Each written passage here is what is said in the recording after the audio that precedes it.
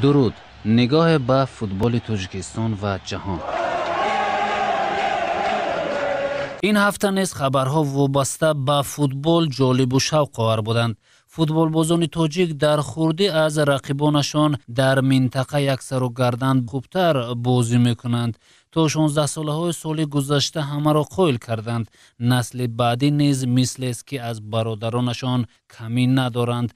در دایره رقابت های چمپیوناتی اساسیاسیون فوتبال آسیای مرکزی تا 16 ساله های ما از همسالان خود از ازبکستان و قرقیزستان همسایه و ترکمنستان کمی دورتر 7 خال ستانیدند. شهربچه های تاجیک در بازی بر مقابل تا 16 ساله های ازبکستان از خود مهارت خوب نشان داده بر یک گل همسایه کشور تنها با یک گل پاسخ گفتند و بس. چون از روی احترام نمی شود وقتی بازیگران کشور دوست یک گل زنند و ما بر عوضش از آن بیشتر، زیرا در عکس حال به مناسبت های حسنه تاثیرش را می گذارد. نباید فراموش کرد که فوتبال نیز دوستی را به وجود می آورد.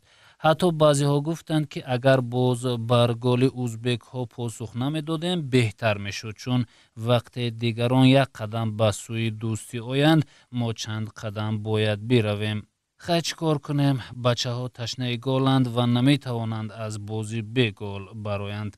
اما ورزشگران ما با همسالان قرقیزشان این لطف را روا ندیدند. هرچند تا اندازه در قسمت اول تحمل را پیشه کردند، ولی در پیت دوم 2 گل به پاسخ وارد دروازه قرقیزها شد.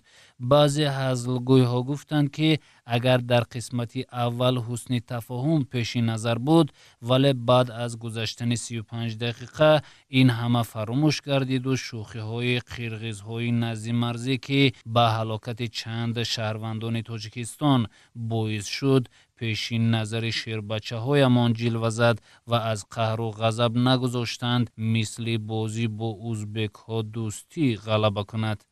رقابت با ترکمن ها تماما جالب صورت گرفت. در میدان خیال میکردیم که تنها بچه های ما هستند. در این مدت از همه بیشتر دروازه‌بان تیم تا 16 ساله تاجیکستان استراحت کرد، زیرا توپ عنقریب به نزد او نمی آمد. هرچند داور افغان 2 ضربه 11 متره و یک گل 16 ساله های ما را به خاطر زیاد نشدن خالهایمان از افغان ها حساب نکرد، ولی بچه های ما داور کشور همجوار را درک نکردند و 3 گل دیگر را وارد دروازه ترکمن ها نمودند. کارشناسان میگن داور افغان نباید با مساوی و یا باختن تیم ما با ترکمن ها کوشش میکرد، زیرا تاجیک بچه ها اگر به دسته خال دادنی باشند آن هم ایران و افغانستان همجوار شده میتواند. ولی اکنون نمیدانم با عصبانی کردن تاجیکستانی ها بازی با افغان ها چگونه صورت میگرفته باشد. میرویم به خارج از کشور. در دایره مسابقه بین المللی جام چمپیون ها 2019 رئال و اتلتیکو بازی جالب انجام دادند.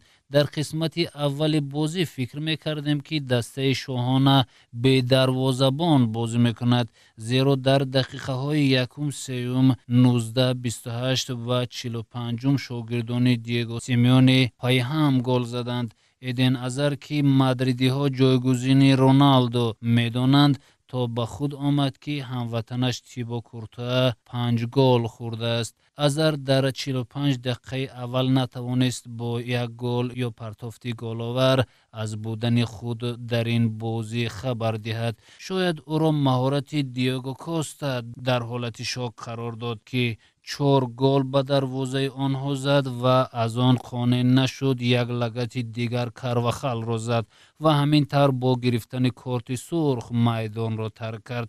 در قسمت دیگر زیندین زیدان جوانترها را به میدان برآورد. آنها یک کمی سد راه گل های اتلتیکو شدند. در قسمت دوم هرچند اتلتیکو تنها 2 گل به دروازه نوس وارد کرد، اما در برابر آن غرضمانی ها 3 گل زدند. ливерпул ин дафъа аз наполи итолиёвӣ бо ҳисоби 3-0 шикаст хӯрд, аммо сармураббӣ Юрген Клоп баъди ин бохт, ки қаблан шогирдонаш аз Боруссия Дортмунд ва Севилья низ шикаст хӯрда буданд, гуфт дар рафти омодагӣ ба мавсим 6 футболбози калидиамон иштирок надоранд. онҳо ба даста дертар ҳамроҳ мешаванд, ки ин барои мо манфиатовар нест. ман ваъда медиҳам, ки ҳафтаи оянда ливерпул куллан дастаи дигар мешавад.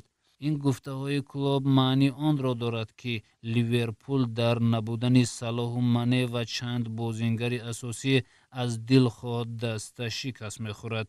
фикр мекунам зиёд гуфтам. дар амони худо.